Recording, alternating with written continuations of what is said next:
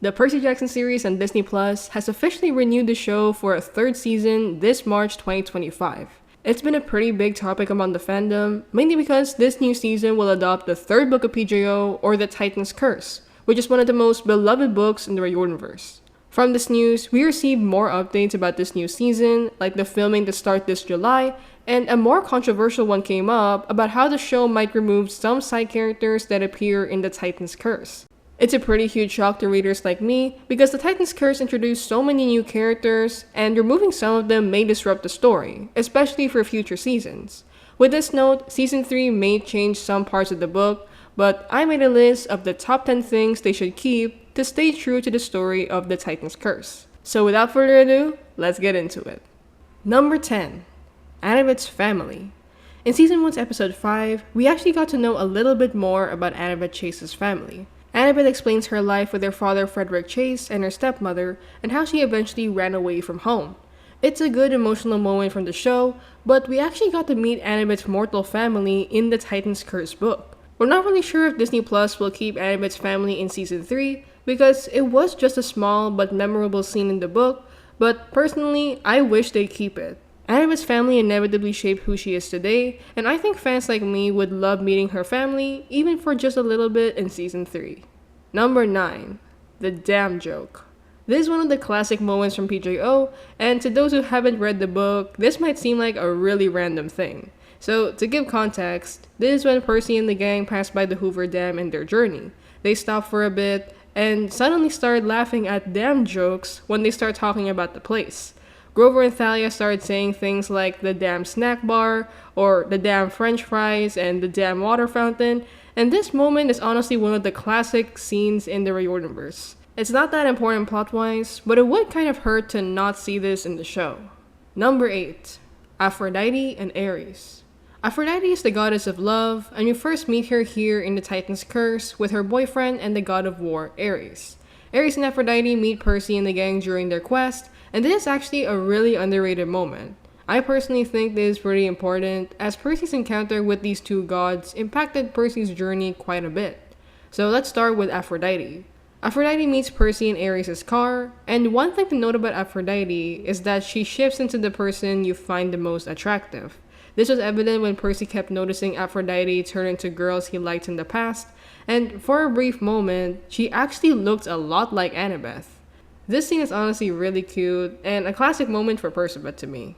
In Season 1, Percabeth is kind of hinted at a few times. From that moment Luke called Percy and Annabeth an old married couple, to Annabeth giving Percy a tight hug not just once, but twice in the series, and even to that scene with Annabeth giving Percy her Camp Haplet necklace in the last episode. It's already a theme that the show is aware of, and I've seen some people say that the filmmakers are making it a bit too obvious.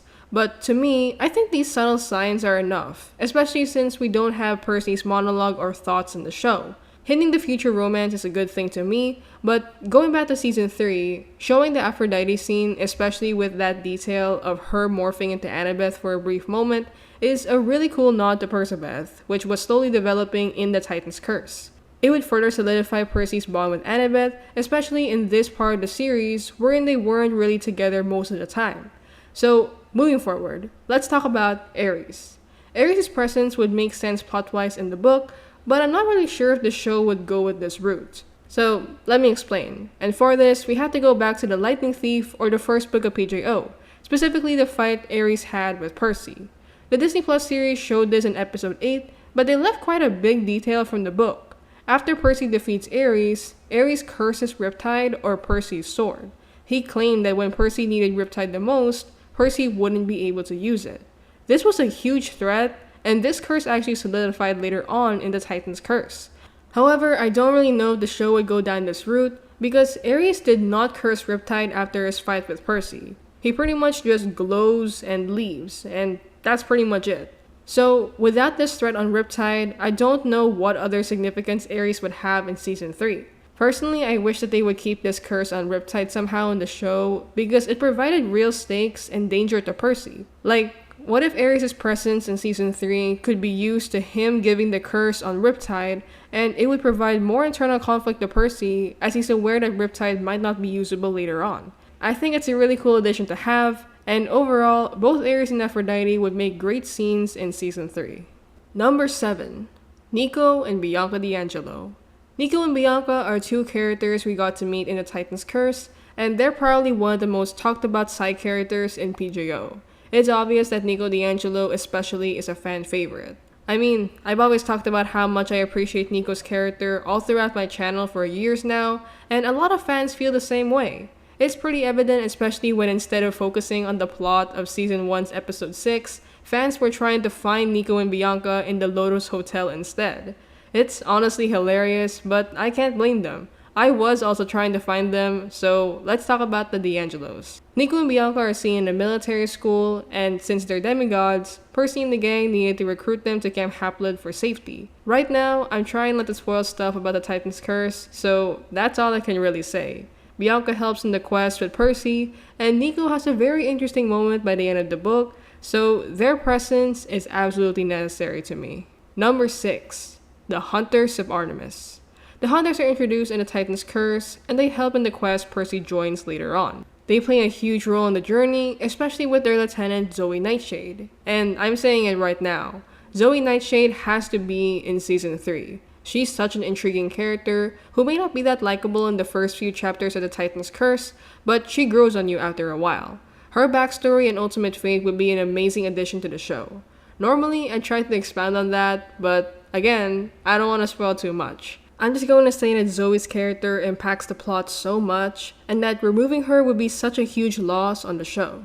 Number 5. Different creatures. We've seen monsters like the Chimera and the Minotaur in the first season, but we also get introduced to new creatures in The Titan's Curse. These include a pretty good variety, which are the following: the Manticore, the Ophiuchtarus, the Nemean Lion, and even Talos. These characters provided stakes and danger to Percy's quest, and I really hope Disney would include them, because I bet it would be thrilling to watch them in the show.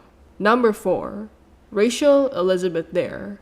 Rachel is a new character that we get to meet in The Titan's Curse. She's a mortal girl who Percy accidentally bumps into, and although Rachel doesn't play the biggest role in this book, I would still consider her as an important character. Rachel's introduction here just sets her up for even wilder adventures in the Battle of the Labyrinth and The Last Olympian, or the next books in PJO. So including her here in Season 3 would provide the right build-up and bond we will have with Rachel. Plus, Rachel and Percy do become friends in the series, and her presence would be a nice addition to the show. Number 3. Riptide. One thing I noticed in the first season of PJO is the fact that Percy's pen sword was never named or explained. It's just given to Percy by Chiron in the first episode, and I get that there were more important plot details they had to focus on to not mention Riptide as much, but I kind of wish that they at least gave it a name. Like, even the name Anaklusmos wasn't mentioned at all, but I wish that they would finally name it by the second season so that we'll understand its significance to Percy. Plus, The Titan's Curse actually gave Riptide a backstory, and that just shows how important this sword is to not just Percy's adventures, but also to the plot. I really hope we could get more background on Riptide like in the book in Season 3, because I really love reading about details like these in the Riordanverse. Riptide is usually just seen as an item associated with Percy, but Rick cared enough to make it have meaning with a story of its own. Like, it's really sweet, and overall something I really want to see in the show. Number 2. The Titan's Curse itself. Speaking of the title of the book, the actual Titan's Curse was a powerful moment in the book. It shows Percy taking on a burden that really highlighted his bravery and determination. So, for this, spoiler warning for The Titan's Curse, because I actually want to talk about the scene. So, going back. The Titan's Curse talks about the Titan Lord Atlas's punishment. Atlas had previously rebelled against the gods, and in punishment for his crimes, the gods cursed him to carry the weight of the sky.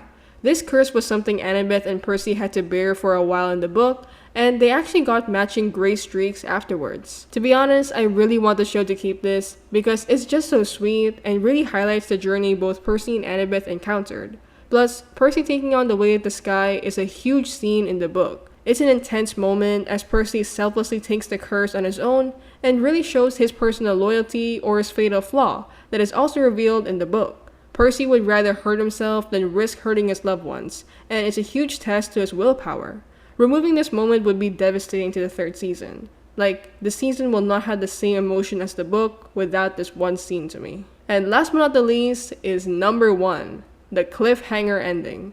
So for those of you who want to continue, spoiler warning again. I'll try to give a non-spoiler section later on, so just check the timestamp below in the description. Anyway, this part of the book pretty much made the Titan's Curse unforgettable. This involves Percy talking with Nico D'Angelo about Bianca's death, and Nico does not take it well. He gets so upset with Percy that the ground breaks and skeletons crawled up to the world of the living.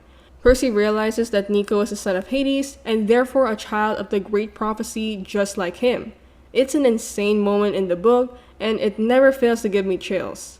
Also, can you guys already imagine just how devastating it would be to see Nico say, "You promised you would protect her" on screen?